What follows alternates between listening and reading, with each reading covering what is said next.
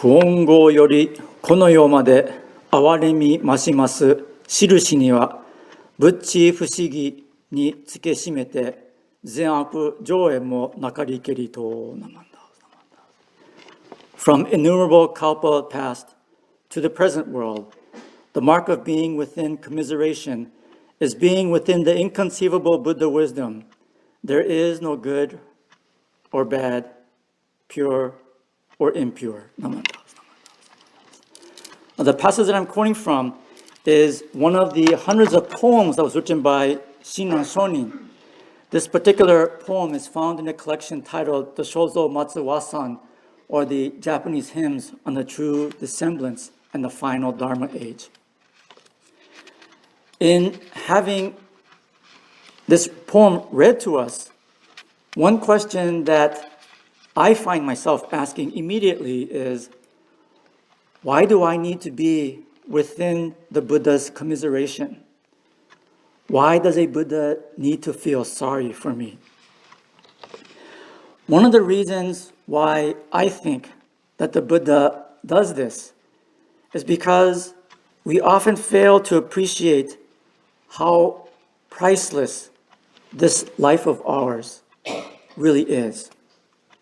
We oftentimes fail to see just how precious this life of ours is. In our inability to appreciate life, we sometimes find ourselves asking questions even like, why was I born? However, in readings like the Sankhya Mon or the Three Treasures, we are told, Ninjin ukegatashi, ima sudeni uko. It is difficult to receive a human form, yet I have already received it. And in reading these kinds of passages, we discover that the question that Buddhism wants us to ask is not, why was I born, but how was I born? For example, in my case, my story includes the following. My mother was born in Hiroshima. She survived the atomic bomb. My father was born in America. He was sent to an internment center. Because Japan lost the war, my mother decided that she wanted to come to America to see what the country that defeated Japan looked like. My mother's relative was a friend of my father, and they decided to have these two people meet. And my father decided to shake my mother's hand. And when my father shook her hand, she tells me that he almost crushed her hand. She said that when that happened, she knew for some reason that my father was reliable. And that was one of the reasons why she agreed to marry him. So in my case, a world war, an atomic bomb, an incarceration camp, these are all things that are part of my life. These are all things that led to my birth. They help define who and what I am. But in sharing this background, this story, do I have a better reason to be alive than someone else? Do I have less a reason to be alive than someone else? The vow of the Buddha's inconceivable wisdom tells us that no one has more of a reason or less of a reason to have been born. The vow of the Buddha tells us that no birth, regardless of the circumstances, should be taken for granted. Every life is unique. Every life is precious. Every birth needs to be born.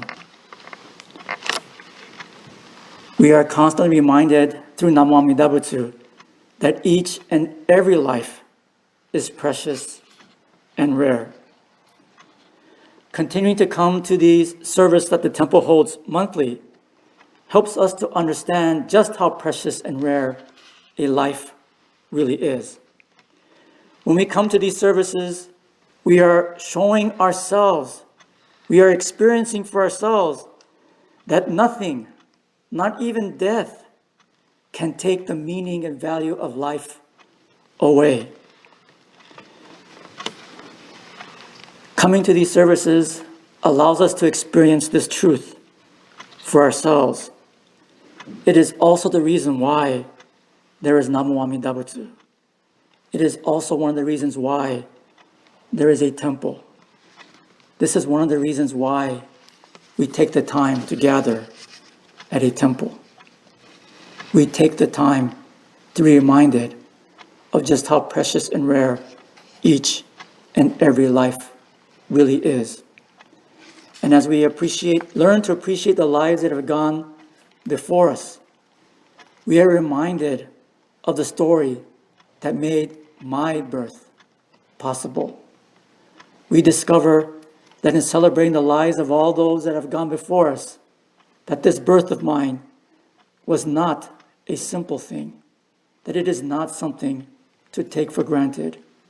It is instead something to cherish, something to appreciate, something to be grateful for. To help us to express this aspect of each and every one of our lives is why we take the time each and every month to say thank you to all those that have gone before us. And in their appreciation, they share with us the name of the Buddha, Namu Amida Butsu, that reminds us to listen to the vow of the Buddha that says each and every life is equally precious and rare. And that because of this, none of us should take our own lives for granted.